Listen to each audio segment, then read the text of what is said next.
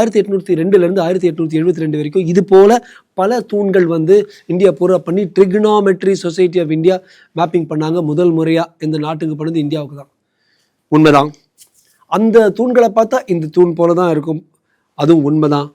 So Kanimozhi அக்கா அப்படி சொன்னதுலேயும் ஒரு உண்மை இருக்குது. ஸோ நேற்று இன்றைக்கி நான் ஆராய்ச்சி பண்ணி இந்த தொல்லியல் ஆட்கள்கிட்ட பேசும்பொழுது அப்படி அவங்க நாக்பூரில் இதே மாதிரி தூண் இருக்குது. நான் அதை கூகுள் பண்ணி நாக்பூர் தூணை பார்த்தேன். சென்ட் தாமஸ் மவுண்டில் இருக்குது. இது போல் இருக்குது. ஆனால் இப்போ எல்லா தூண்களுக்கும் அந்த பேஸ் பார்த்திங்கன்னா கீழ்ப்பகுதி அடிப்படை அது வந்து ஆகம ரீதியில் சைவ ஆகம ரீதியில் இருக்கிற ஒரே ஒரு தூண் இது மட்டும்தான். நம்பர் 1 திருப்பரங்குன்றம்.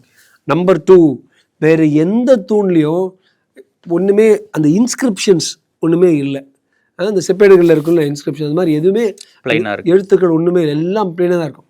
ஏன்னா அதை வந்து சந்தியா லவ்ஸ் விஷ்ணு அது மாதிரி ஒருத்தர் எழுதிட்டு போவாங்க தவிர அது நம்ம ஆட்கள் விட மாட்டாங்களே, வேறு எதுவுமே இல்லை. ஆனால் இந்த தூணில் நமது தமிழ்நாடு தொல்லியல் துறையால் அங்கீகரிக்கப்பட்ட அந்த காலத்து எழுத்துக்களில் இது வந்து ஒரு தீபத்தூண்.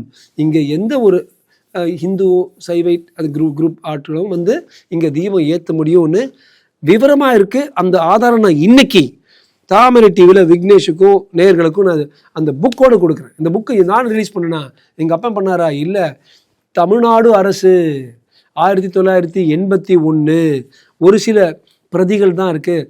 ஒரு பிரதி என்கிட்ட இருக்குது, அதை நான் உங்ககிட்ட அந்த வாட்ஸ்அப் பண்ணி விட்டுறேன்.